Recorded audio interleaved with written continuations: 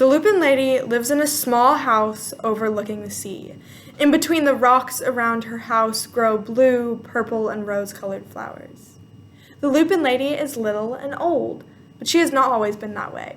I know, she is my great aunt, and she told me so. Once upon a time, she was a little girl named Alice, who lived in the city by the sea.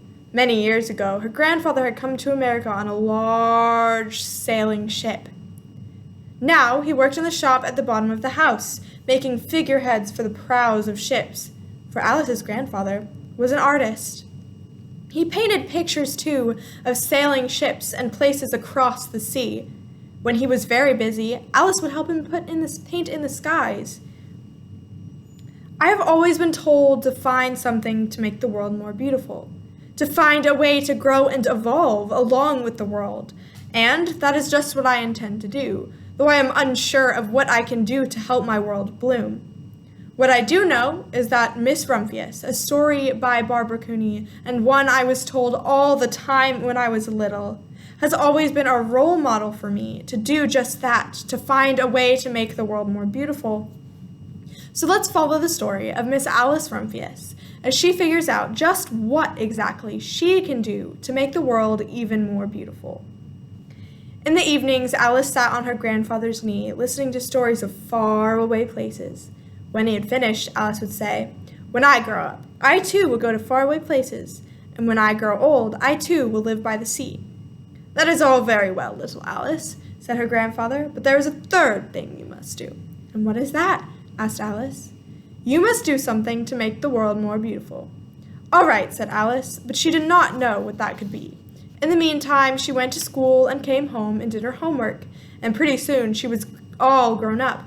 Then, my great-aunt Alice set out to do the 3 things she had told her grandfather she was going to do. She left home and went to live in another city, far from the sea and the salt air. There, she worked in the library, dusting books and keeping them from getting mixed up, and helping people find the ones that they wanted. Some of the books told her about faraway places. People called her Miss Rumphius now. Sometimes she went to the conservatory in the middle of the park. On a wintry day, the warm, moist air wrapped itself around her, and the sweet smell of jasmine filled her nose. "This is almost like a tropical isle," said Miss Rumphius, but not quite. So Miss Rumphius went to a real tropical island. She walked on long beaches, picking up beautiful shells. My great-aunt Alice, Miss Rumphius, climbed tall mountains where the snow never melted. She went through jungles and across deserts. She saw lions playing and kangaroos jumping, and everywhere she made friends she would never forget. Finally, she came to the land of the lotus eaters, and there, getting off a camel, hurt her back. "What a foolish thing to do," said Miss Rumphius. "Well, I have certainly seen faraway places. Maybe it is time I find my place by the sea." And it was, and she did.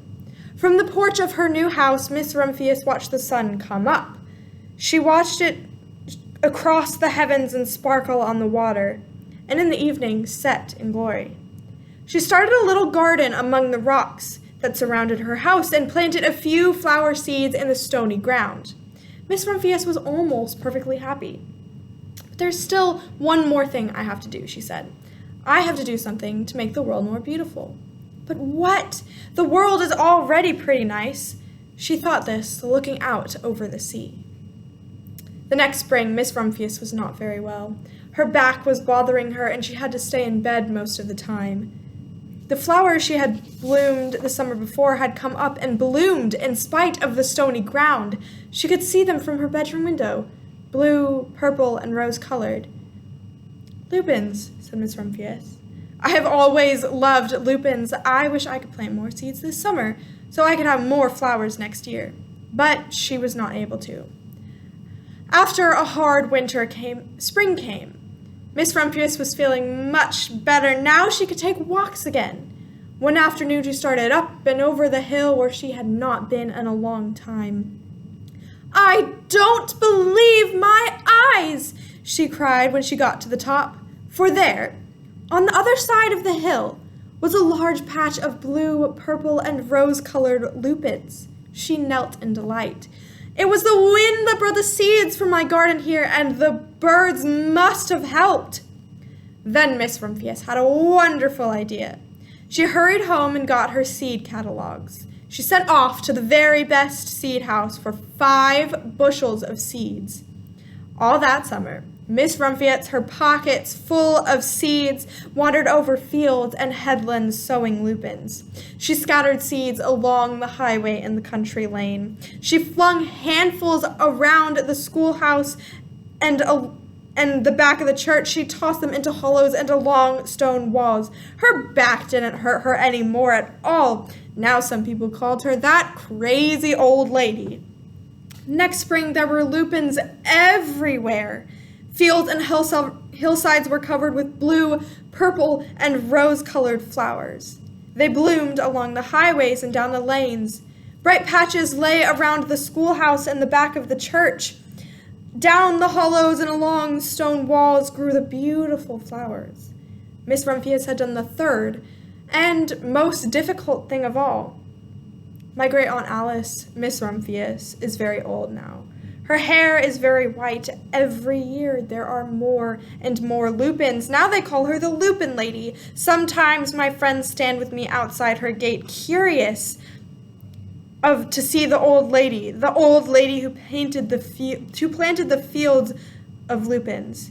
When she invites us in, they come slowly. They think she is the oldest woman in the world, and often she tells us stories of faraway places. When I grow up, I tell her, I too will go to faraway places and come home to live by the sea. That is all very well, little Alice, says my aunt, but there is a third thing you must do. And what is that? I ask.